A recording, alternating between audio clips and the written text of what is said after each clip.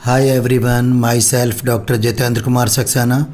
और आप लोगों ने यदि मेरे YouTube channel accounts by doctor Jitendra sir को अभी तक सब्सक्राइब नहीं किया तो प्लीज़ इसे सब्सक्राइब कर लें और नोटिफिकेशन बेल को भी प्रेस कर दें, जिससे आप लोगों को सभी नोटिफिकेशन समय समय पर प्राप्त हो सकें। Thanks. Hi everyone, my self doctor Jitendra Kumar Saxena. और आज मैं आप लोगों को फाइनेंशियल मैनेजमेंट में लीवरेज चैप्टर समझा रहा हूँ। लीवरेज क्या होता है? लीवरेज को कई विद्वानों ने कई तरह से डिफ़ाइन किया है। जैसे कुछ लोगों ने ये भी कहा है कि जिस तरह से हम लोगों के शरीर में लीवर होता है, और अगर लीवर अच्छी तरह से काम करता है तो हमारे जो शरीर का पालन पोषण है वो भी अच्छी तरह से होता है, हमारी बॉडी भी अच्छी तरह से कार्य करती है।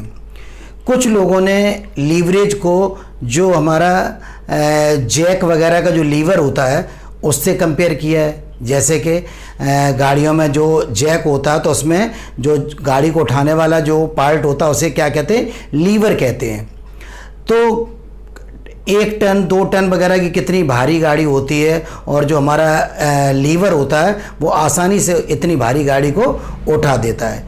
ठीक इसी तरह से अगर हमारा लीवरेज, बिजनेस का लीवरेज अच्छा है तो वो हमारा बिजनेस उन्नति के शिखर पर अग्रसर हो सकता है।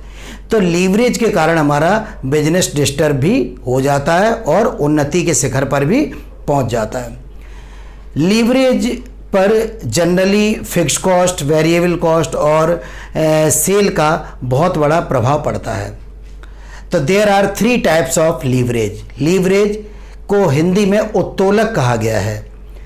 लीवरेज 3 प्रकार के होते हैं। फर्स्ट होता है हमारा ऑपरेटिंग लीवरेज, जिसे संचालन उत्तोलक कहते हैं।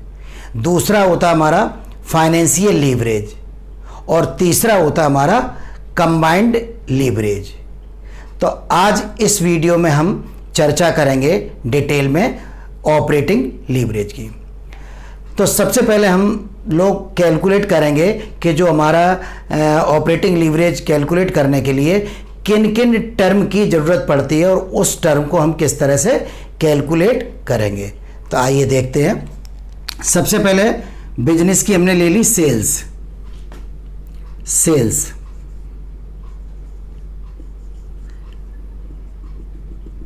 सेल्स में से माइनस कर दिया हमने वेरिएबल कॉस्ट को। Variable cost, sale minus variable cost is equal to आ जाता हमारा कंट्रीब्यूशन।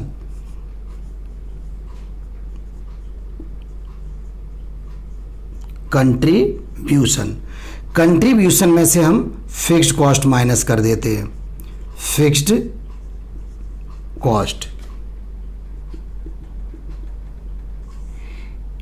कॉस्ट माइनस करने के बाद जो हमारी वैल्यू बचती है वो आती है हमारी earning before interest and tax.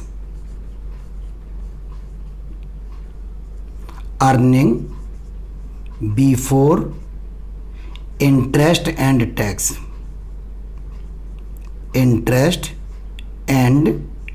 Tax. ये जो टर्म मैंने आप लोगों को बताए हैं, इन टर्म को शॉर्ट में भी डेनोट किया जा सकता है। सेल को अगर हम चाहें तो ओनली एस से भी हम डेनोट कर सकते हैं।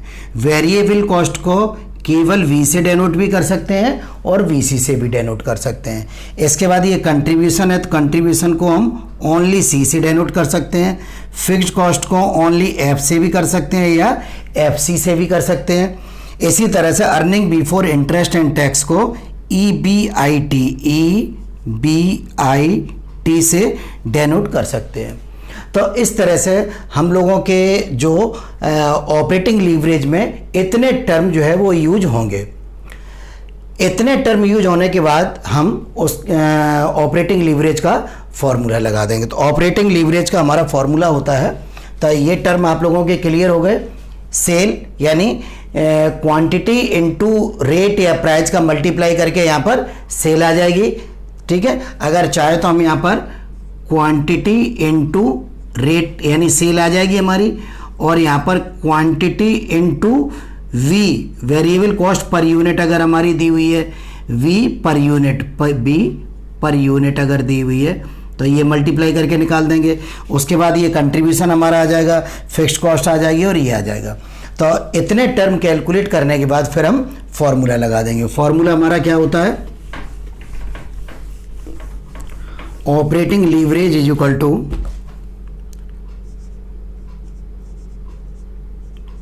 Operating leverage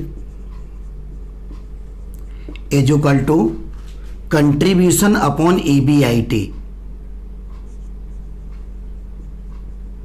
contribution upon earning before interest and tax, earning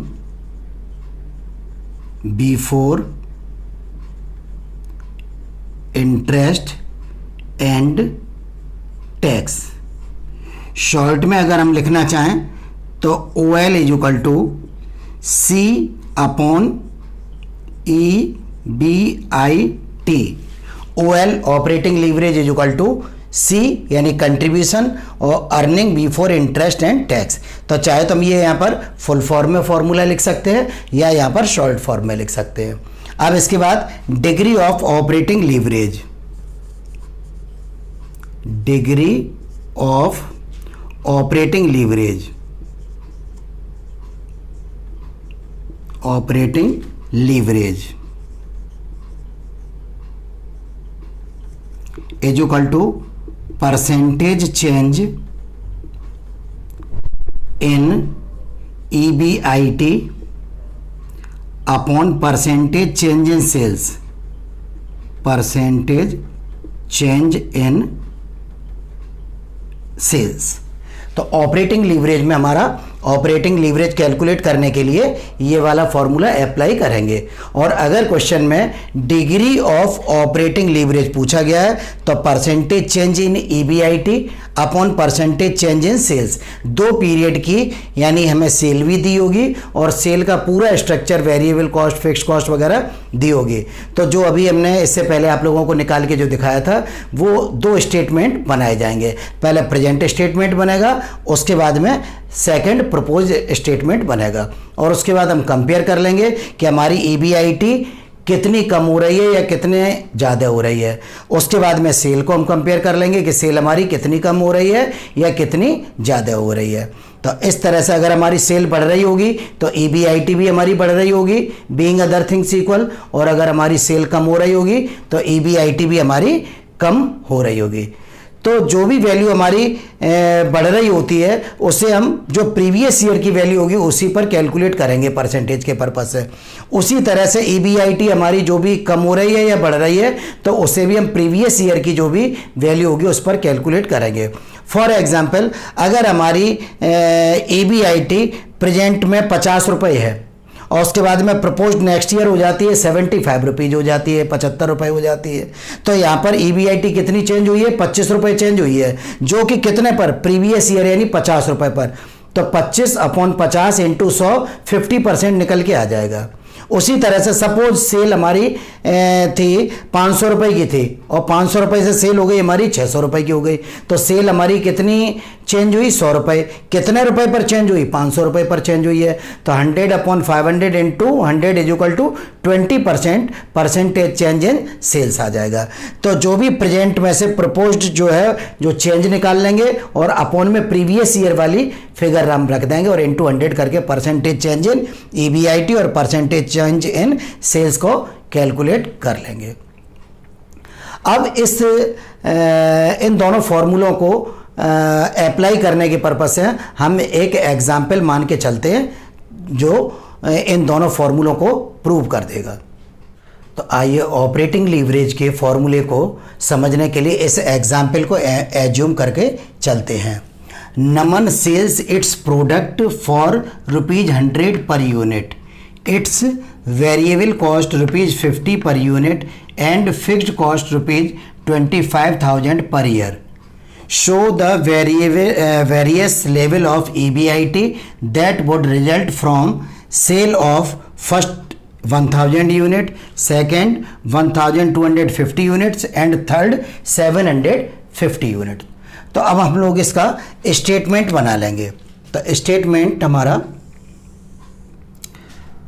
particular में हमारा वही रहेगा, पर्टिकुलर्स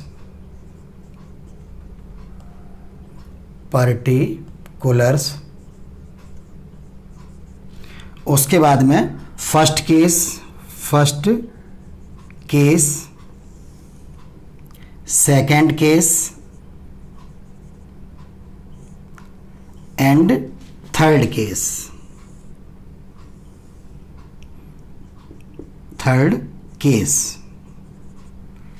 तो जो भी हमने फॉर्मेट आप लोगों को बताया था पहले, सेल्स, तो फर्स्ट केस में हमारी सेल कितनी थी, 1000 यूनिट्स थी, 1000 यूनिट्स। सेकेंड केस में हमारी यूनिट्स कितनी थी, 1250 यूनिट्स थी। और थर्ड केस में हमारी यूनिट्स कितनी थी, 750। तो सबसे पहले हमने क्या लिखा, sales 1000 into 100 is equal to हमारी वैल्यू कितनी हो गई, 1000 into 100 is equal to 1 lakh. ये हमारी सेल आ गई 1 lakh. 1250 into 100 is equal to 1,25,000। 750 into 100 is equal to 75,000।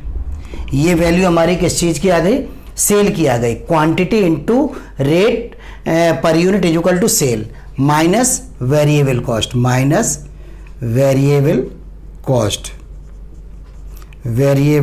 Cost. Per unit में वेरिएबल कॉस्ट हमारी कितनी दी हुई है, ₹50 पर यूनिट है।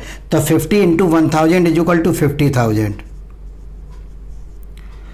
1250 इंटू 50 इज इक्वल टू 62,500। उसके बाद 750 into 50 is equal to 37,500। Sale minus variable cost is equal to हमारा क्या आ जाता है, कंट्रीब्यूशन आ जाता है, contribution. 1 lakh minus 50,000 is equal to 50,000। 1,25,000 minus 62,500 is equal to 62,500। 75,000 minus 37,500 is equal to 37,500। इसमें से माइनस क्या कर देंगे हम, fixed cost. The cost which has always changed according to production known as variable cost. ऐसी लागत जो उत्पादन के कम ज़्यादा होने से वो लागत कम ज़्यादा होती रहती है, उसे वेरिएबल कॉस्ट कहते हैं। फॉर एग्जांपल मटेरियल है, लेबर है, अदर वेरिएबल ओवरहेड्स हैं, तो ये हमारी क्या होती है, वेरिएबल। उसके बाद फिक्स्ड कॉस्ट क्या होती है, the cost which has never changed according to production known as fixed cost. For example जैसे मान लीजिए आप लोगों ने फैक्ट्री किराए पर ले रखी है, तो चाहे प्रोडक्शन आपकी फैक्ट्री का कम हो चाहे प्रोडक्शन ज़्यादा हो, जो किराया है फैक्ट्री का वो उतना ही देना पड़ेगा। वर्कर को जो सैलरी है, मैनेजर को सैलरी है, वो चाहे प्रोडक्शन कम हो चाहे प्रोडक्शन ज़्यादा हो, पर मंथ सैलरी या पर ईयर सैलरी उन्हें उतनी देनी पड़ेगी। तो फिक्स कॉस्ट हमारी कितनी थी पर ईयर, 25,000। तो 25,000 इसमें से माइनस कर दिए हमने, 25,000 इसमें से माइनस कर दिए और 25,000 इसमें से माइनस कर दिए। कंट्रीब्यूशन माइनस करने के बाद हमारा यहाँ पर क्या आ जाएगा, EBIT, earning before interest and tax. 50,000 minus 25,000 is equal to 25,000। उसके बाद में 62,500 minus 25,000 is equal to 37,500। Next हमारा 37,500 माइनस 25,000 इज इक्वल टू 12,500। ये क्या आ गया हमारा, EBIT आ गया। अब OL का फॉर्मूला हमारा क्या था, OL operating leverage is equal to C upon EBIT। तो फर्स्ट केस में हम जब निकालेंगे तो फर्स्ट केस में हमारी C कितनी है, C फॉर कंट्रीब्यूशन हमारा 50,000। First OL is equal to contribution की वैल्यू हमारी कितनी है, 50,000 अपॉन EBIT की वैल्यू हमारी कितनी है 25,000 इक्वल टू ये वैल्यू आ जाएगी 2। सेकेंड OL जब हम निकालेंगे तो सेकेंड OL में हमारी C की वैल्यू कितनी है, C की वैल्यू है 62,500 अपॉन EBIT की वैल्यू हमारी 37,500 डिवाइड करके निकाल लेंगे हम 37,000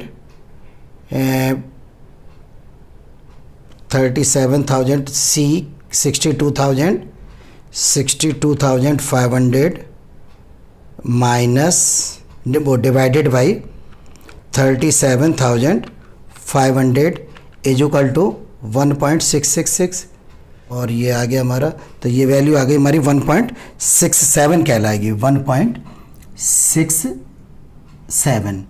थर्ड केस में हम निकाले third OL equal to third OL में हमारी C कितनी है 37,500 अपॉन EBIT की वैल्यू हमारी कितनी है 12,500 इक्वल टू ये वैल्यू कितनी हो जाएगी हमारी 3। तो इस तरह से ये हम लोगों का क्या हो गया, ऑपरेटिंग लीवरेज हो गया। तो ऑपरेटिंग लीवरेज में आप लोगों को ये स्ट्रक्चर समझ में आया या नहीं आ गया। नंबर ऑफ यूनिट्स 3 केस दिए गए हैं 1000, 1250 and 750। Units multiply by selling price per unit equal to sale आ गई हमारी। तो 1000 into 100 equal to 1 lakh, 1250 into 100 equal to 1,25,000 और 750 into 100 equal to 75,000। Variable cost per unit हमारी थी 50, तो 50 इंटू 1000 50,000, 50 इंटू 1250 इक्वल टू 62,500 और 750 इंटू 50 इक्वल टू 37,500। तो सेल में वेरिएबल कॉस्ट को घटा दिया तो क्या आ गया हमारा, कंट्रीब्यूशन आ गया।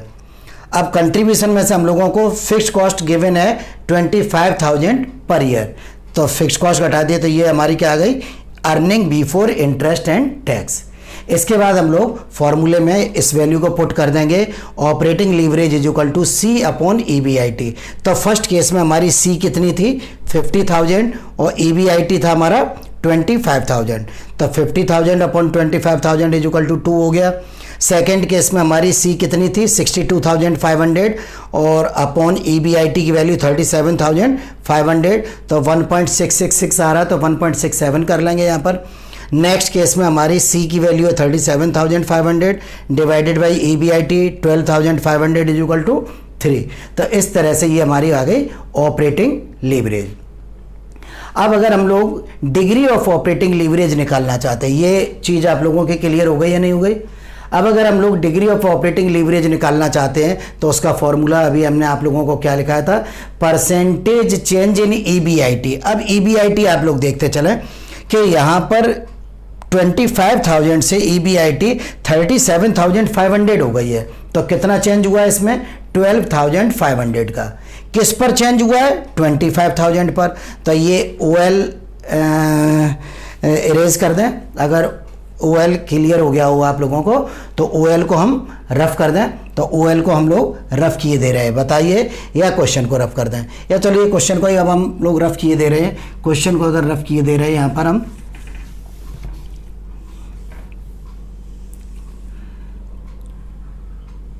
तो हमने आप लोगों को फॉर्मूला लिखाया था degree of operating leverage is equal to degree of OL is equal to percentage change in EBIT upon percentage change in sales, percentage change in sales. अब यहाँ पर जो वैल्यू 25,000 से 37,500 हो गई, तो कितनी चेंज हुई है 12,500 चेंज हुई है, जो कि किस पर हुई है 25,000 रुपये पर हुई है। तो 12,500 अपॉन 25,000 इंटू 100 करेंगे तो ये वैल्यू हमारी कितनी निकल के आ जाएगी 50% आ जाएगी हमारी, ठीक है। Upon percentage change in sale, sale हमारी कितनी चेंज हुई है, 1 लाख रुपए से 1,25,000 रुपए हो गई है, तो कितनी इंक्रीज हुई है, 25,000 रुपए इंक्रीज हुई है। कितने पर इंक्रीज हुई है, 1 लाख रुपए पर। तो 25,000 अपॉन 1 लाख इंटू 100 करेंगे तो ये कितना आ जाएगी हमारी, 25% आ जाएगी, 25% आ जाएगी। तो डिग्री ऑफ ऑपरेटिंग लीवरेज हमारा हो जाएगा 2। यहाँ से यहाँ जब हम चलेंगे तो ये हमारा कितना हो जाएगा, प्लस का 2 आ जाएगा। उसी ठीक इसी तरह से हम इससे इधर कंपेयर करके भी निकाल सकते हैं या इससे इधर कंपेयर करके भी निकाल सकते हैं। तो इस तरह से ऑपरेटिंग लीवरेज में आप लोगों के जो मेन टर्म होते हैं वो होती है सेल, वेरिएबल कॉस्ट और फिक्स्ड कॉस्ट। इनकी हेल्प से first of all we deduct the variable cost, total variable cost from the sales, and again we deduct the fixed cost from the contribution, such amount known as earning before interest and tax. After that we use the formula operating leverage, that is operating leverage is equal to C upon EBIT, contribution upon EBIT। तो ये आप लोगों को clear हो गया। तो आशा है ये वीडियो आप लोगों को पसंद आएगा। अगर ये वीडियो आप लोगों को पसंद आता है तो प्लीज़ इसे शेयर एवं लाइक करना न भूलें। और यदि आप लोगों ने मेरे YouTube channel accounts by doctor Jitendra sir को अभी तक सब्सक्राइब नहीं किया है तो आप लोग इसे सब्सक्राइब कर लें और नोटिफिकेशन बेल को भी प्रेस कर दें, जिससे आप लोगों को सभी नोटिफिकेशन टाइम टू टाइम प्राप्त हो सके। मेरे द्वारा बनाए गए किसी भी वीडियो में आप लोगों को कोई भी प्रॉब्लम आती है या अदर टॉपिक से रिलेटेड भी आप लोगों को कोई भी प्रॉब्लम आती है तो आप लोग विदाउट हेजिटेशन कमेंट बॉक्स में जाकर अपनी प्रॉब्लम या डाउट को मेंशन कर दें। जैसे ही पॉसिबल होगा मैं आप लोगों के सभी डाउट क्लियर करने की कोशिश करूंगा। नेक्स्ट वीडियो में मिलते हैं, तब तक थैंक्स।